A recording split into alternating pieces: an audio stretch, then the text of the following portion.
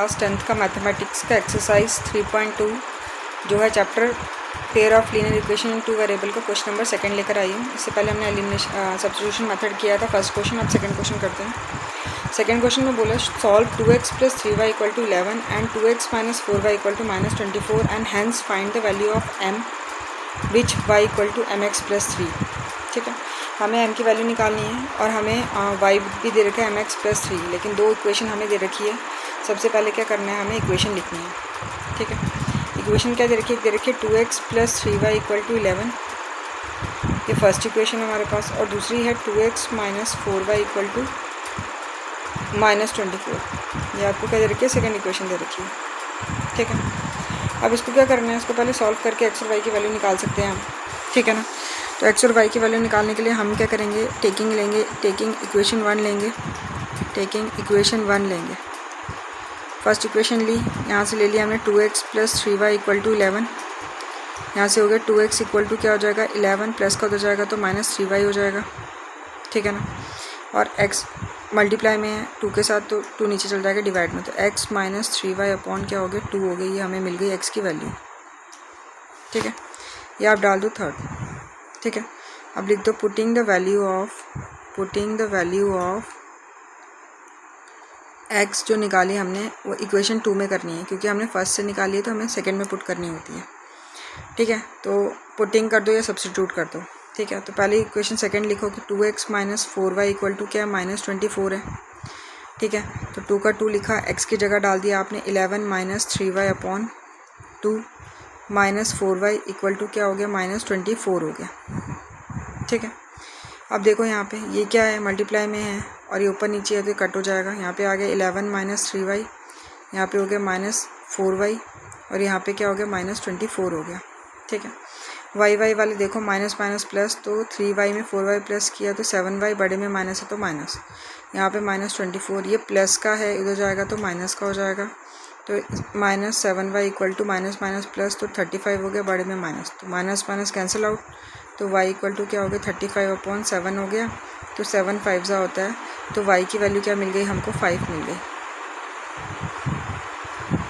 गई।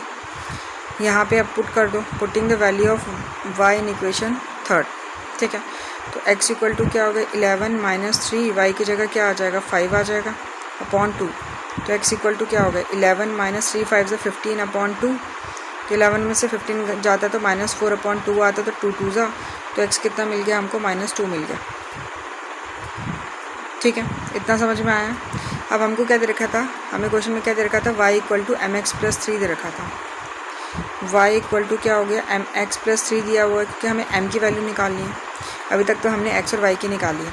y कितना आया हमारा 5 आया, m का m, x कितना आया हमारा -2 आया, +3, अब +3 का उधर जाएगा तो माइनस हो जाएगा, तो 5 - 3 हो गया, और ये दोनों मल्टीप्लाई हो जाएंगे तो क्या हो जाएगा -2m हो जाएगा, ये हो गया 2 माइनस करने पे, और ये हो गया -2m, तो m क्या हो जाएगा 2, ये डिवाइड में चला जाएगा तो क्या हो जाएगा -2, तो ये हो गया 1, तो m कितना आ गया आपका -1 आ गया, m कितना आ गया -1, आपकी m की वैल्यू आ गई।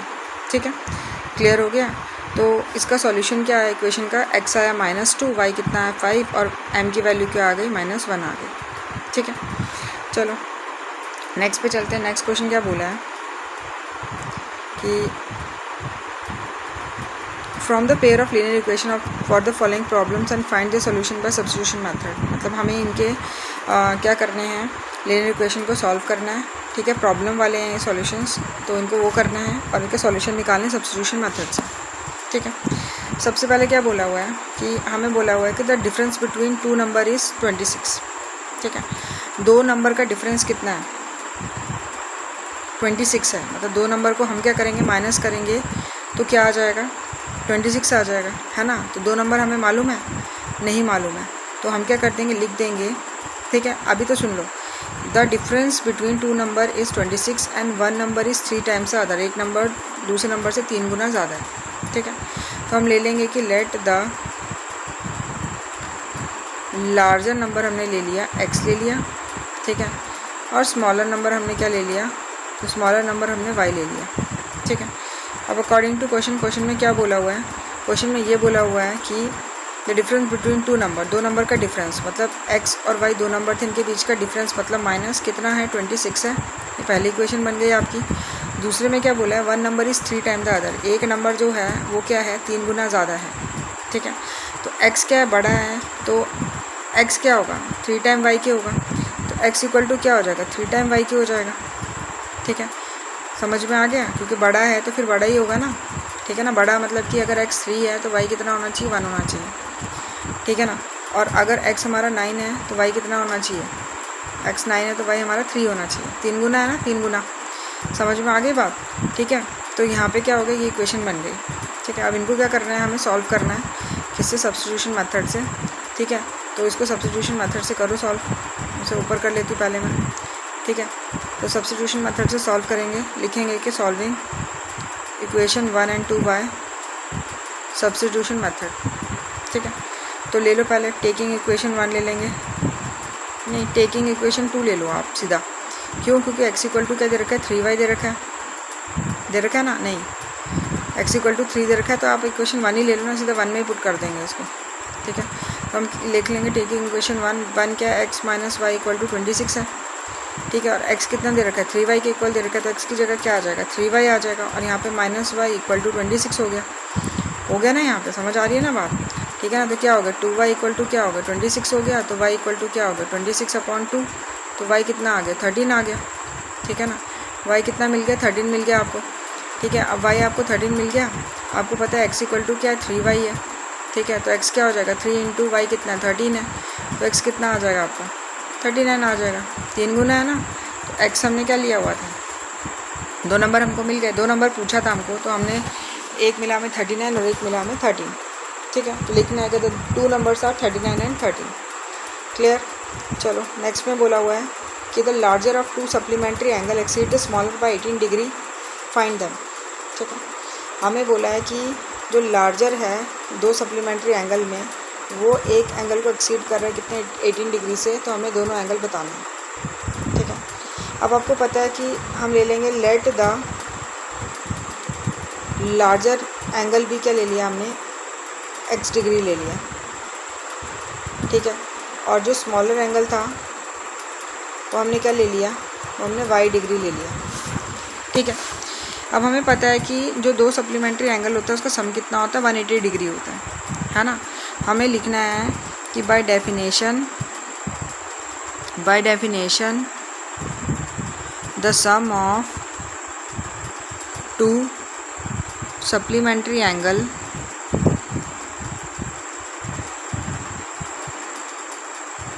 Is always 180 degree. ठीक है, तो लिख लो पहला कि x प्लस वाई क्या हो जाएगा 180 डिग्री हो जाएगा। दो एंगल का सम क्या होता है 180 डिग्री होता है, तभी वो सप्लीमेंट्री एंगल कहते हैं।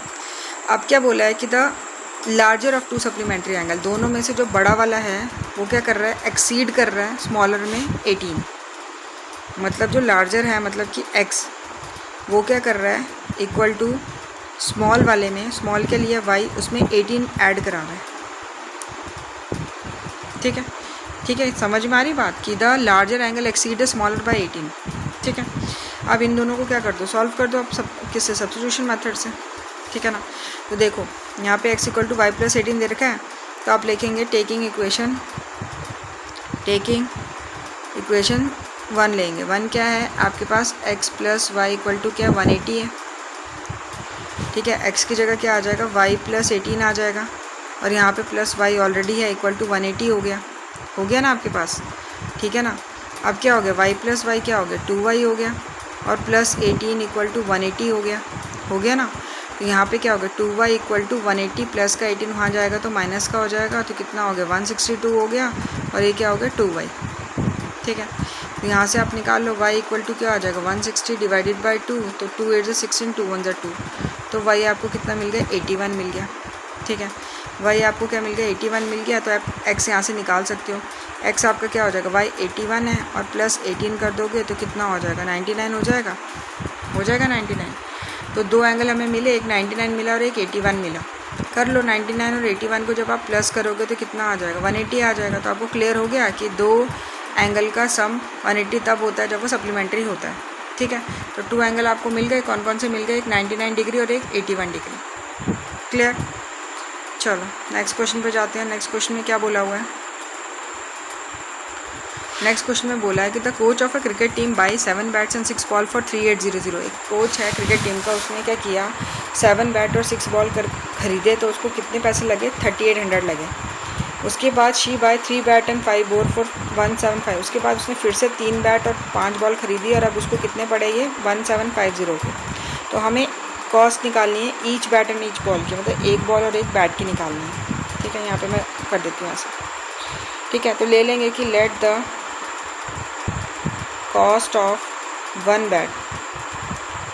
बैट भी एक्स ले लिया, रुपीज़ एक्स ले लिया, and cost of one ball क्या ले लिया हमने? बी रुपीज़ वाई ले लिया। ठीक है, अब कंडीशन 1 में क्या बोला था हमको? कंडीशन 1 में ये बोला हुआ है कि 7 बैट एंड 6 बॉल, तो 7 बैट है मतलब 7x हो गया, और 6 बॉल है मतलब 6y हो गया। कितने की मिल रही है? 3800 की मिल रही है, तो प्लस ही होगा, तभी पता चलेगा। ये होगी हमारी पहली इक्वेशन। ठीक है, कंडीशन 2 क्या बोली है?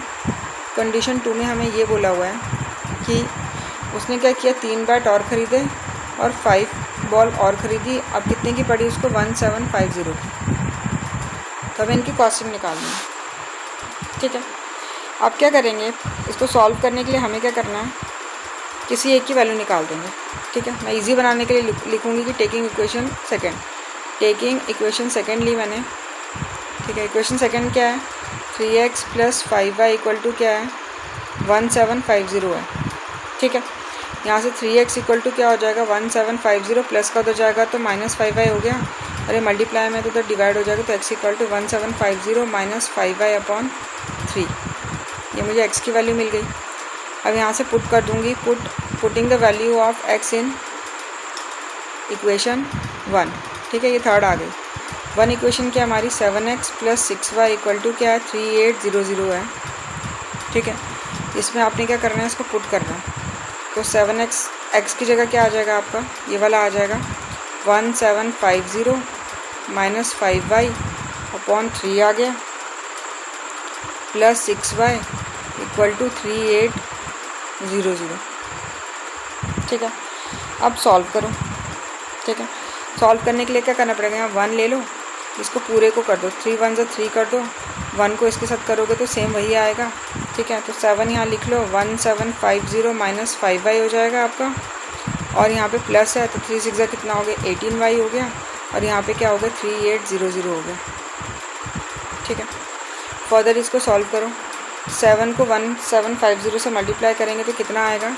तो आएगा 12250 आएगा, -75 से कितना होता है? 35y, प्लस 18y ऑलरेडी है, और ये 3 इसके साथ मल्टीप्लाई हो जाएगा, तो मल्टीप्लाई करके कितना आ जाएगा? 11400 आ जाएगा, क्योंकि 3000 3000 3000 3 बार होगा तो 9000, तो 2400 को प्लस कर लो तो 11400 हो जाएगा। ठीक है, अब देखो y वाले सॉल्व करो तो माइनस प्लस माइनस, तो 35 में से 18 गया तो कितना हो गया? 17y, बड़े में माइनस है तो माइनस लग गया, इक्वल टू 11400 है। ये प्लस का हो जाएगा तो क्या हो जाएगा? माइनस, तो 12250 हो गया। ठीक है ना, तो -17y, इन दोनों को जब माइनस किया तो -850 आ गया, माइनस माइनस कैंसिल हो गया, तो y = क्या हो गया? 850/17 हो गया। 17 5 से 85 एंड 0, तो y कितना आ गया आपका? 50 आ गया। ठीक है ना, y 50 आ गया। अब y की वैल्यू 50 इसमें पुट कर दो, x की जो निकाली थी यहाँ पे, तो x क्या निकाला था आपने? x = क्या निकालना था? 1750 - 5y/3। ठीक है, अब आपको y कितना आया? y कितना आया आपको? तो 1750 - 5, y कितना आया आपको? 50 आया, /3 हो गया। ठीक है, तो 1750 - 5 को 50 से करेंगे तो कितना हो जाएगा? 250 हो जाएगा, /3 हो गया। 1750 और 250 गया तो सामने दिख रहा है आपको कि 1500 हो जाएगा ये, तो 1500/3 हो गया, तो ये कितना आ गया? 500 आ गया। ठीक है, x हमने क्या लिया था? बैट लिया था, तो एक बैट की कॉस्ट कितनी आ गई? 500 आ गई, और कॉस्ट ऑफ ईच बॉल कितनी आ गई? 50 आ गई। ठीक है, क्लियर हो गया? क्लियर हो गया, तो आज हम यहीं पे अपने क्वेश्चन सॉल्व ख़त्म करते हैं। नेक्स्ट क्वेश्चन मैं लेकर आऊँगी टैक्सी वाला। ठीक है, टैक्सी वाला लेने के बाद क्या हो जाएगा हमारा? अगले क्वेश्चन आएंगे। ठीक है, अगर अच्छा लगा होगा तो लाइक से सब्सक्राइब ज़रूर करना। Thank you.